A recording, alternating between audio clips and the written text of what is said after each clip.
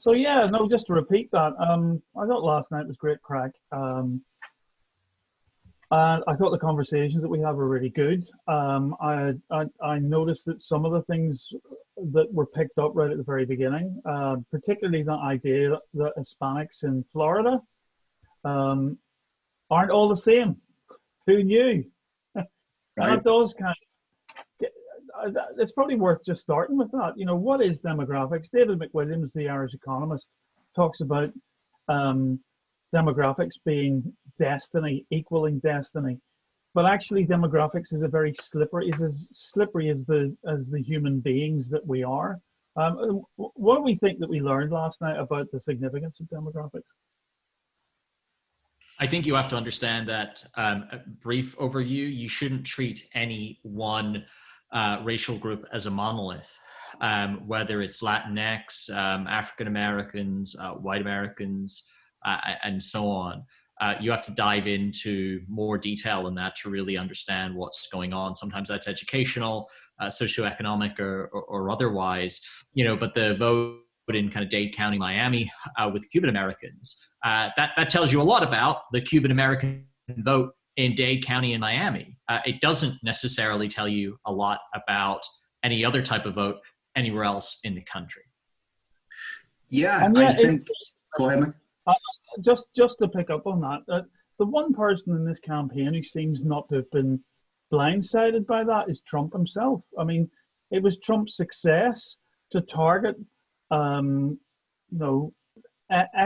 from Cuba, expats from Venezuela, as Rory mentioned yesterday, with a very specific interest. And he also managed to pick off just 3 or 4, maybe 5 percentage points of blacks who had previously voted for Obama but didn't vote for Biden this time around. So it seems actually the guy that we tend to finger as the populist who is racist and all the rest of it, that didn't go over his head. He seemed to understand that perfectly well. Well, hang on. So we should be cautious about how far you want to go down that path. I think the point that you can over extrapolate and generalize and do those things to a point where it gets right up people's noses. So let's also say that, right? Like there's an analytical problem with using demographics and generalizations, but there's also an etiquette problem that at some point people don't like being told what box they're in and how to behave. So that's true. On the other hand, all marketing is based on having to use some sort of generalizations. So there's no way to do any type of marketing, whether it be in politics or branding or philanthropy or whatever it may be, that doesn't use some sort of group identifiers. Otherwise, you need to have an individual message for every individual in the target market, and not realistic. The thing with Trump, though, is that he exploited his opponent's weakness to be overly dependent to the point of being lazy on their use of that. So we should never forget when we're talking about identity politics that the primary identity political play in the US is white identity politics. So very often, particularly with non-US writers, they talk about identity politics as though it's something that the left uses, but it has risen in response to white identity politics. The idea that there is a core group and the group that are in that set the kind of rules for everybody else. So Trump is the most identity politics type animal that American politics has seen for a long time. I mean, his campaign last night and running up to last night was all about white grievance. And I mean, in certain rallies, he talked about how great people's genes were. So we shouldn't forget or kind of polish over just how far he went down that road. He also, though, did exploit his opponent's inability to go beyond talking in group terms to certain groups. So we could talk for hours about that. I just don't want to use a fair critique of a democratic failure as an automatic point of congratulations to the Trump campaign. One isn't necessarily the other. So demographics, yeah, Democrats were maybe too reliant on them, but who else was too reliant on them? Pollsters. We could do a whole conversation on that. I spent a lot of the last 4 years defending the 2016 polls, saying that they maybe weren't as bad as people thought. There was a lot of within the margin of error type stuff. Susan Collins won last night. Apparently nobody liked Susan Collins. Trump people didn't even like Susan Collins. Do you know who did like Susan Collins? The people that she was asking to vote for her. Pollsters completely missed this. This can't be attributed to anything to do with the hidden Trump voter. So there is something going wrong there with that as an industry. I could keep going on this, but in the interest of just sharing the floor, Shane, why don't you jump in? Yeah. Yeah, I mean, just quick. Go on, Nick. Susan Collins. That one. Many details went right over my head last night. Who's Susan Collins? I missed that one.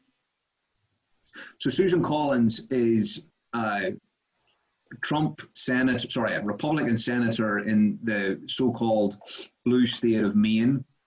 And she's a bête noire of liberals because she tends to talk about how distasteful she finds Trump, how she kind of reluctantly goes along with that agenda, but she's dependent on that agenda for getting along. So she kind of helps Kavanaugh get onto the court.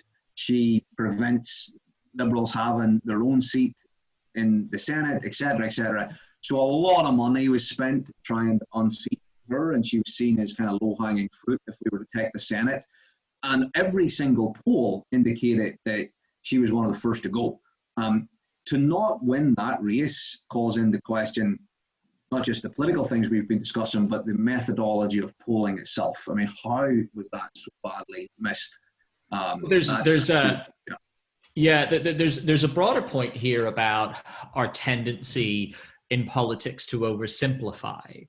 And to say it was about this, this one thing, or, to shift it back to the demographic point briefly, and then I'll come back to the polling, to say that, the African-American vote is a lockstep Democratic vote when it isn't. I mean, the best data we have at the moment suggests that the percentage of African-American men who voted for Trump went up from 13% in 2016 to 18% in 2020. That is a significant chunk of people, roughly one in five, and that's all to say that people are ultimately more nuanced than our efforts to use Rory's point, our efforts to kind of put them into boxes. So we need to dig a little bit deeper to understand what that means. That doesn't change the fact that demographics can be destiny if you hitch your wagon to a limited kind of identity politics when the world around you is changing. Right.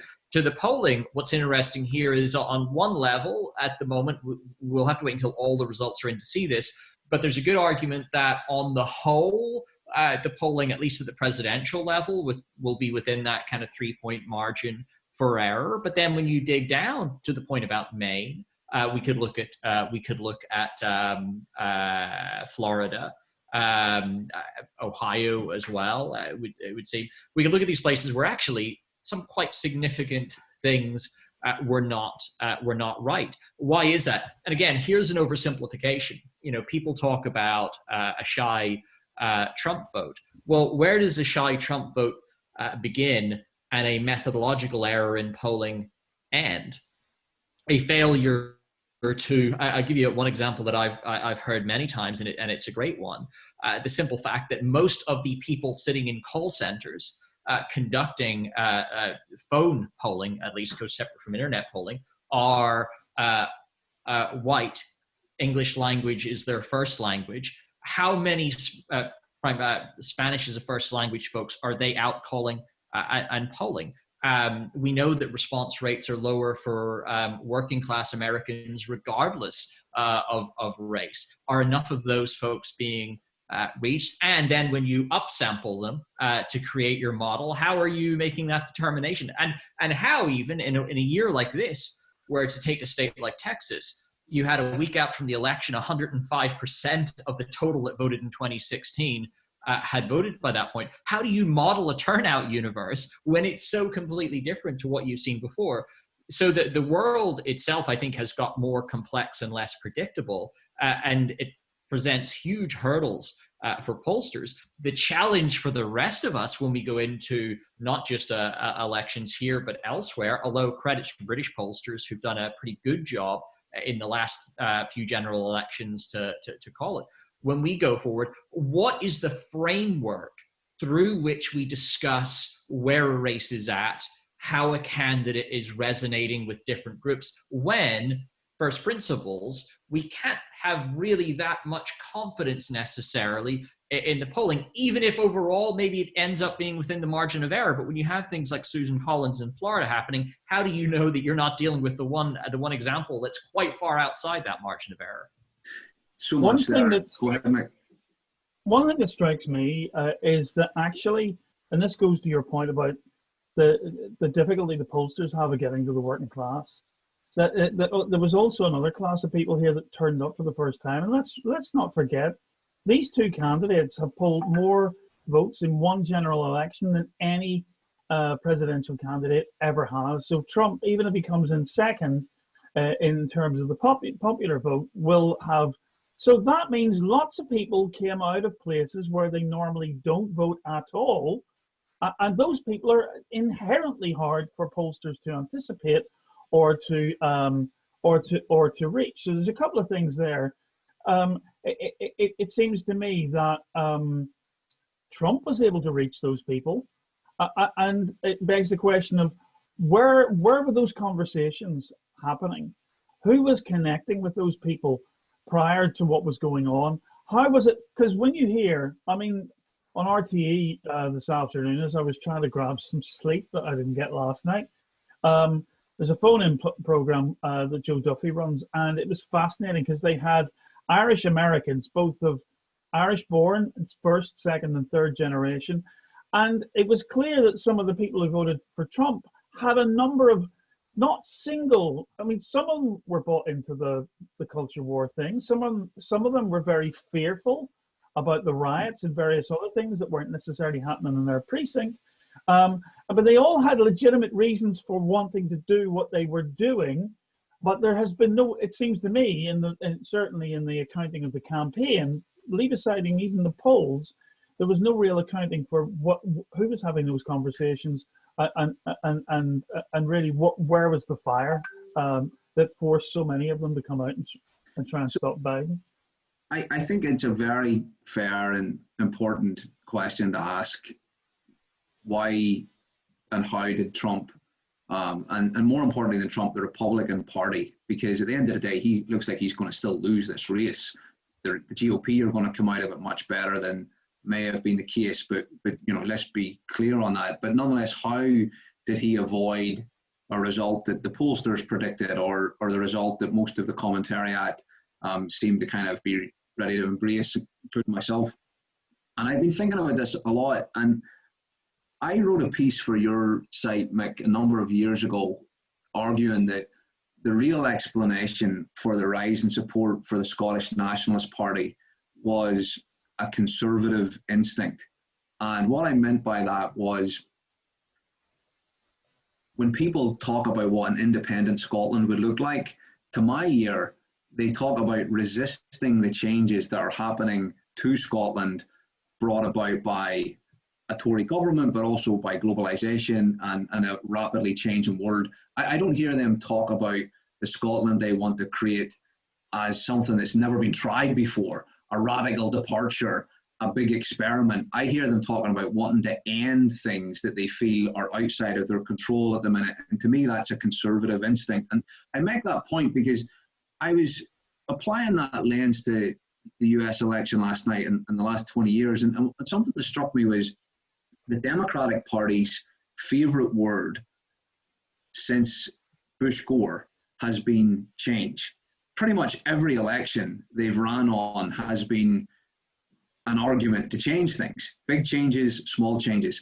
The big set piece cultural shifts we've had, marriage equality, immigration debates, they're also usually topics that the Democratic Party approaches making its case for change. Now, I say this as somebody that's pretty much in favor of the change argument every time, but I do think what's being lost here, and it helps explain what happened last night, is that not all Trump voters like Trump. Not all conservative voters outside of the US are bigots or are resistant to the things that progressives think are a good idea. And on some level, what's happening here is as simple as people saying, slow down with all of the change. Now, whether they're right or wrong, and whether you want to take it topic by topic and argue the kind of moral case for that. I think that's a different conversation. But to understand why this is happening, I think people like me and people in the marketing industry generally can kind of get complacent about how to make the case for change, how to sell that, without dwelling on the fact that most people are comfortable with the familiar. And the more you introduce the unfamiliar, the new, with the assumption that, well, that's great, right? The more you overlook people. Yeah. There's also a question there, though, in this, and I think that's an interesting kind of thread to put in here, because there's also a piece here about what represents change and what change do you want to see. So there's an argument that, you know, as the incumbent, Trump represents more of the same, and as the challenger, Biden represents change. But when you dig down into that, when you see the kind of narrative which certainly the Trump campaign has used, not surprisingly, you know, Biden, somebody who's been in political life for, you know, more than 40 years, is more of the same establishment. And for, say, a Trump space, and particularly, and I'm digging down into here to the base, for those individuals in the base who are concerned that they have perhaps lost ground, or they're concerned about, you know, whether it's kind of, you know, coal workers in West Virginia, oil workers in Texas, perhaps, or, you know, pick your, is change represented by the incumbent who's promising to bring back what you feel you've lost? Or is change represented by an establishment politician who is promising change in a greater sense, but not necessarily the change that you're, you know, that you're looking for? And I don't, by the way, want to make out that this, and it comes down to, like, you know, change is what the election was about, because I think, as ever, it's never one single narrative in one single place that it is. But there is a piece here about what, you know, if we're going to talk about this kind of traditional dynamic in a campaigns of either you want more of the same or you want to change. Well, either side can represent that change depending on the perspective that you're coming at it from. Or it can be more of what you once had that you preferred than what you've got now. Yeah, bring back the manufacturing jobs is change. It is. And it's changed to something that was more familiar, which allowed for a degree of predictability in people's lives. You know, and there's a, you know, I was listening to something Mark Blythe put out. It was a few months ago on CBS with Major Garrett, and he was just talking about the fragilization of the economy is an overall structural issue for many of these blue-collar workers. That's what they want. Trump appears to promise that, and at least is hearing that and acknowledging what's being said, whereas many of the things that are associated with, you know, things like globalization, the offshoring of those manufacturing jobs, whether they can be brought back or not is almost irrelevant. The Democrats don't seem to have acknowledged that fragilization is a structural issue, and basically they're not offering to fix it anymore, it seems to me. Well, I think it's the other way around, though. The Democrats are arguing, because it's a structural change, that it's a devil's promise to say you can bring these things back, and that's, you know, probably the truth. I mean, he didn't bring back fossil fuel jobs. He didn't reopen the coal mines, et cetera, et cetera. So, you know, one group's telling the truth there, and the other group is peddling sentiment. My point is simply, whatever about the truth or the ethics, there's a lot of political mileage in peddling sentiment. There's a lot of people who will vote for Trump in spite of Trump as a way to resist broader changes and kind of see him as the final bulwark against those broader changes. So, I mean, just that's one small piece of this that I think is worth exploring some more. How much of this is a vote against the Democratic Party and a progressive agenda rather than a vote for Trump? I think there's a lot to that. There is another angle in this, though, that I think we should explore, which is, so we're talking in broad, sweeping terms, cultural terms and historical terms, and what it means for the future. There's a very kind of, well, just to finish it, there's a very urgent thing that we need to address, which is this guy is trying to resist the vote.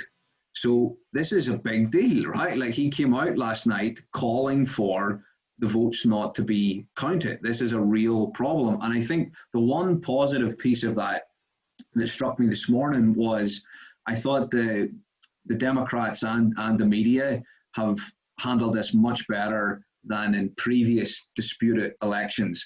So you had a situation in 2000 where you had like the local county clerk and the dog catcher on the phone explaining why they hadn't yet counted votes, versus the national operation of the Republican Party saying, you know, this is a dispute, let's go to court. This time you see governors leading the narrative. The message is, this is regular order, votes will be counted, and it's reduced Trump and his team to look like kind of dogs howling in the wind, whereas previously it was kind of the local county officials who were. This guy's attempt to delegitimize an election is going to fail, and thank goodness for that. But we shouldn't overlook the fact that he's trying it. Shane, your thoughts on that? Because it did strike me that you know, Rory's point there about the institutions standing up for themselves, and we're talking about governors of both parties here, not just. Yeah, I mean, so. I mean, two observations. Well, one observation and an expression of hope and faith. The observation is that show me the fraud. Show me show me. Ben Ginsberg, famous Republican election lawyer, led the Hanging Chads case for Bush 1, has been tremendously interesting around all of this. And you listen to a guy like that and you kind of see what little there is here by way of bringing a case. So I do take issue with this. It's something that I think folks have to be very careful about reporting about, because there is no evidence of widespread voter fraud, let alone or limited voter fraud, let alone some kind of widespread voter fraud. The other thing, just as an aside, that I would ask anyone who kind of jumps onto that, oh, there's fraud kind of angle, explain to me how it makes more sense intuitively that somebody or some groups of people have orchestrated a complex multi-state fraud in which various parties are involved, including various political parties, in order to undermine the vote for a sitting president who himself is in quite a powerful position vis-a-vis oversight of what's going on in the country, versus an election happened and people voted, and that vote could go one way or the other. The second part that was going to be the expression of hope and faith, which is, I think, it's distressing to see these kind of things. It is permissive to the extent that we will see other folks in different parties, arguably on both sides, who will take this kind of approach in future elections. But this is where I kind of have trust and faith in the institutions. And this is why we do have a balance of power. And I think when, if the Supreme Court does take any of this up, I think you'll see a robust legal decision made. And, just because an Amy Barrett or whoever is appointed by Trump, or somebody else is appointed by an Obama or a Clinton before that, it's one thing for that judge to be more left-leaning or to be more right-leaning. That's totally different from party identification. And I trust that in those institutions, ultimately a legal decision is being made. And for sure, bring your evidence. But at the moment, there is absolutely no evidence of any kind of even limited, and certainly not some kind of widespread voter fraud. Okay, that's really clear. One of the things, though, that I think is contingent to that, and I think is that for me, what's been frustrating about watching American politics from the very beginning, just after Trump got elected, and actually a lot of the way through through the primary campaign of 2016 and the final general election, is the overreaction of liberals and the liberal media in particular to some of the clear baiting of basically we call it in Belfast, we'd be known as a wind-up merchant. And every time it seems to me, the media took the bait. There has to be a lesson here for mainstream journalists No. that just because no, let me finish, Rory. There's a really important point. It's a universal point. It's not just to do with the United States. That every time a politician speaks, it doesn't mean you have to report what he says if what he says is complete and utter nonsense.